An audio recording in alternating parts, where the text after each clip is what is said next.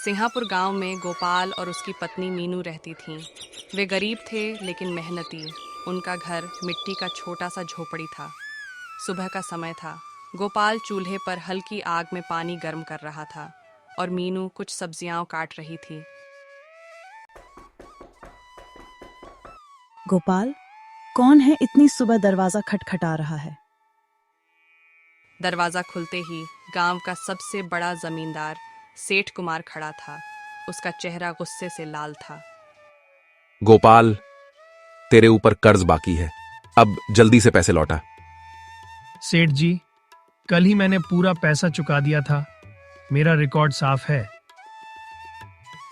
तुम गरीब हो, इसलिए सोचा कि आसानी से काम चल जाएगा। अब तुम्हें 2 गुना ब्याज देना होगा। घर के सामान तक जब्त हो सकते हैं। सेठ जी, हमारी मेहनत का सम्मान कीजिए। हम गरीब हैं पर ईमानदार हैं। हमें मारपीट और धमकी की जरूरत नहीं है। सेठ कुमार अपने नौकर बलराम को इशारा करता है और चलता बनता है, लेकिन आंखों में बदले की चमक लिए। गोपाल अपने छोटे से खेत की तरफ जा रहा था। सूरज की हल्की धूप खेतों में बिखरी थी। वो मन ही मन ठान चुका था कि चाहे कुछ भी हो, आज कुछ ऐसा करेगा जिससे मीनू के चेहरे पर मुस्कान लौटे। आज खेत में जितनी मेहनत करूंगा, कल का फल जरूर मिलेगा। ईमानदारी और मेहनत से ही रास्ता मिलेगा। खेतों तक पहुंचते पहुंचते गोपाल मंदिर के पास से गुजरता है। मंदिर में तब पुजारी सफाई कर रहे थे। नमस्ते पंडित जी, आपकी तबीयत कैसी है? बेटा, सब ठीक है। भगवान तुम्हारे साथ हैं। मेहनत जारी रखो। शी। सेठ कुमार मंदिर के सोने चांदी के गहनों को देखकर लालच में पागल हो गया। उसने तय किया कि वह चोरी करेगा और इल्जाम गोपाल पर डाल देगा। बलराम, कल रात मंदिर में चोरी होगी। सब इल्जाम उस गरीब गोपाल पर चलेगा। लोग इसे चोर मानेंगे। सेठ जी, ये पाप नहीं होगा। भगवान के घर से चोरी करना गलत है। हाँ, भगवान को क्या जरूरत है इन गहनों की? असली पाप तो गरीब की मेहनत पर शक करना है। कल रात सब कुछ अंजाम होगा।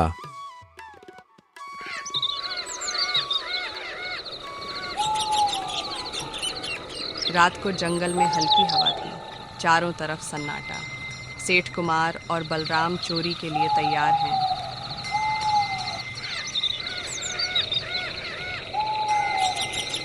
सुबह मंदिर में चोरी का पता चलता है। गहने गायब हैं। भीड़ इकट्ठा हो जाती है। गोपाल, क्या तुमने यह किया? मैं निर्दोष हूं। मुझ पर झूठा इल्जाम मत लगाइए।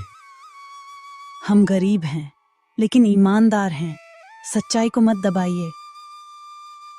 भीड़ किसी की नहीं सुन रही।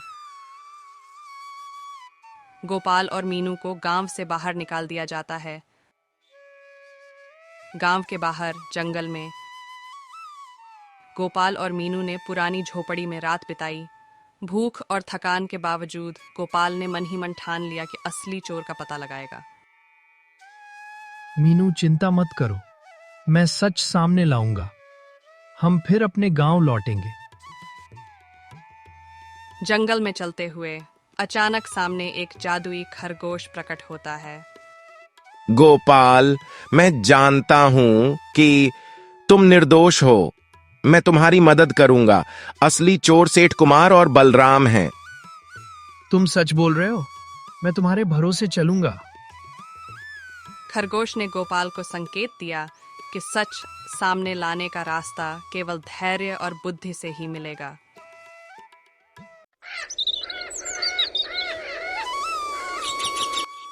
गोपाल और मीनू जंगल के किनारे बैठे थे। जादुई खरगोश उनके सामने चमकदार आंखों से उन्हें देख रहा था। गोपाल, तुम निर्दोष हो, इसलिए मैं तुम्हारी मदद करूंगा। पर सच सामने लाने के लिए तुम्हें समझदारी से काम लेना होगा। बताओ, मैं क्या करूं? मैं तो जंगल में अकेला हूं। मीनू भी मेरी मदद करेगी। पहले हमें यह पता करना होगा कि सेठ कुमार और बलराम ने गहने कहां छुपाए हैं। मैं तुम्हें मार्ग दिखाऊंगा, लेकिन तुम्हें अपनी चालाकी से उन्हें पकड़ना होगा। गोपाल, अब डरने का समय नहीं है। सच को सामने लाना ही हमारा मकसद है। मैं तुम्हारे साथ हूं।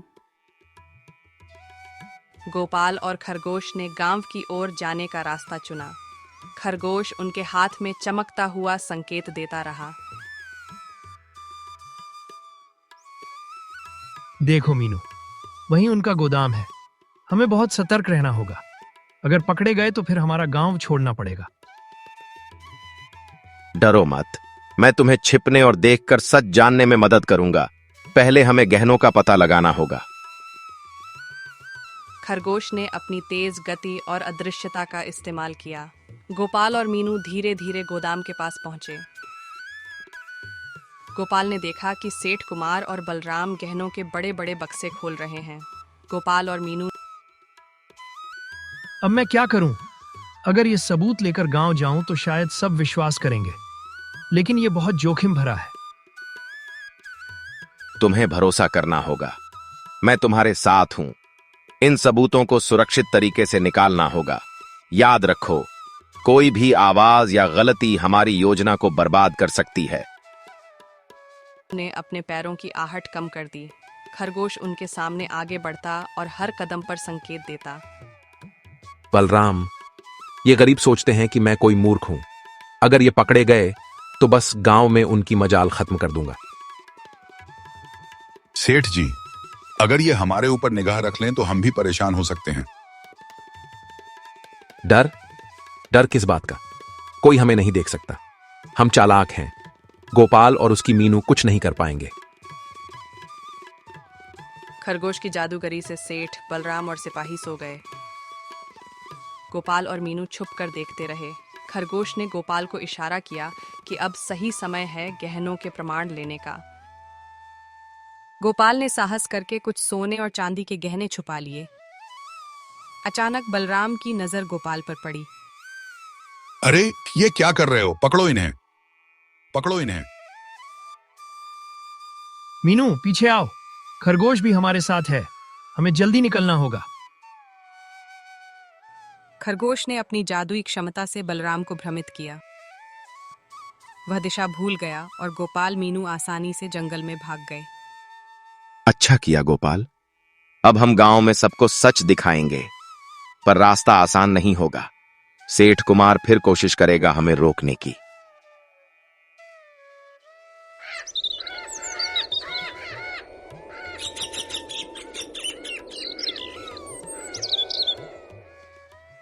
गोपाल और मीनू खरगोश के साथ गांव पहुंचे।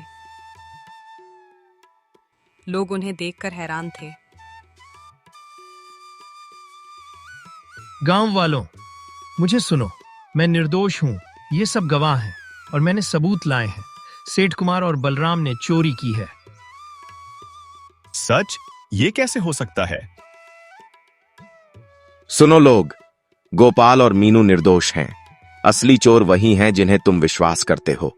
मुझे देखो, मैंने सब देखा है। भीड़ में हलचल मच गई। कुछ लोग गोपाल की ओर देखकर आश्चर्यचकित थे। कुछ सेठ कुमार के चेहरे पर शक करने लगे। सेठ कुमार और बलराम अपनी चालाकी से बचने की कोशिश कर रहे थे, लेकिन अब गांव वाले धीरे धीरे सच जानने लगे। बलराम, ये सिर्फ शुरुआत है। अगर सच सामने आया तो हमारी इज्जत मिट्टी में मिल जाएगी। हमें कोई और चाल चलनी होगी। गोपाल, मीनू और जादुई खरगोश अब सच को सामने लाने के लिए तैयार थे। लेकिन आगे क्या होगा? क्या गांव वाले सच मानेंगे या सेठ की चालाकी फिर काम आएगी? रात के अंधेरे में खरगोश ने गोपाल को इशारा किया। सच सामने लाने के लिए अंतिम चुनौती बाकी है। तैयार रहो।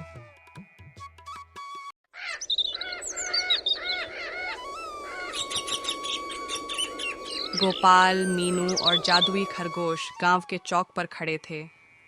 भीड़ जमा हो गई थी। सबके चेहरे पर उत्सुकता और शक का मिश्रण था। गांव वालों, अब समय आ गया है कि सच सामने आए। ये जादुई खरगोश गवाह है। उन्होंने सब देखा है। असली चोर सेठ कुमार और उसका नौकर बलराम है। सुनो लोग, जो चोरी हुआ उसे गोपाल और मीनू ने नहीं किया। मैंने खुद देखा है कि सेठ कुमार और बलराम ने मंदिर से गहने चुराए और गोपाल पर इल्जाम मढ़ा। क्या यह सच है? तो हम गलत थे गोपाल पर शक करके। भीड़ में हलचल बढ़ गई। कुछ लोग सेठ कुमार की ओर देखने लगे। उसके चेहरे पर रंग उड़ चुका था। सेठ, बाहर आओ, बाहर आओ।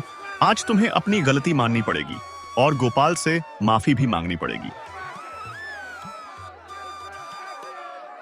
यह सब कैसे संभव हुआ? मैं निर्दोष हूं। सेठ जी, अब सब सामने आ गया। हमें स्वीकार करना होगा। गोपाल ने सच दिखाया। अब समय है सच्चाई के सामने झुकने का। चोरी के गहने वापस करो और गांव से माफी मांगो। मैं गोपाल और सभी गांव वालों से माफी मांगता हूं। मुझे माफ कर दीजिए। मैं शर्मिंदा हूं। सेठ और बलराम को मजबूरी में सब गहने मंदिर में लौटाने पड़े। गांव वालों ने धीरे धीरे गोपाल की निर्दोषता मान ली।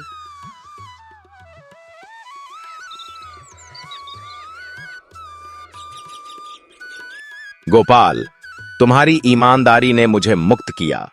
अब मैं तुम्हें अपना असली रूप दिखाऊंगा। खरगोश अचानक चमकने लगा।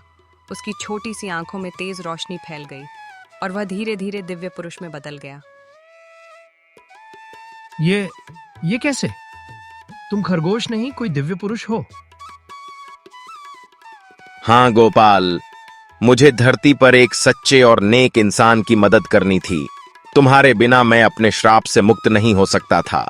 अब मुझे मुक्ति मिली है। तुम्हारी ईमानदारी ने मेरी मदद की। गोपाल, सच में हमने एक जादुई चमत्कार देखा।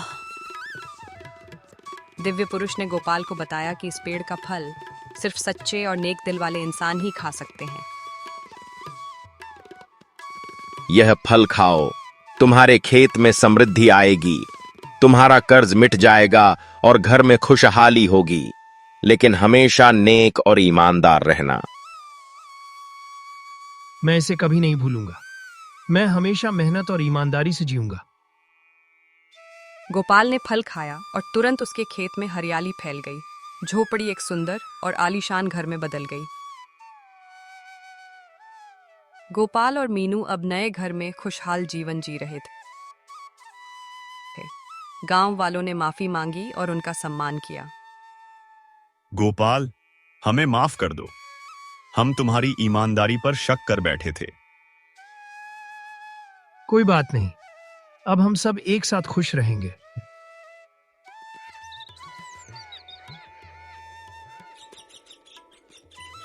गोपाल ने गांव के जरूरतमंद लोगों की मदद करना शुरू किया। घर में हमेशा अनाज और खुशहाली रही।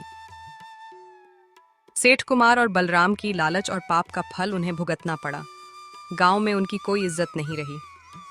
लालच और बेईमानी इंसान को कभी सुख नहीं दे सकते। सच्चाई और ईमानदारी की जीत हमेशा होती है। गोपाल और मीनू ने हमेशा नेक राह अपनाई। जादुई खरगोश अब दिव्य पुरुष के रूप में स्वर्ग लौट गया। गांव में खुशहाली, इज्जत और प्यार फैल गया।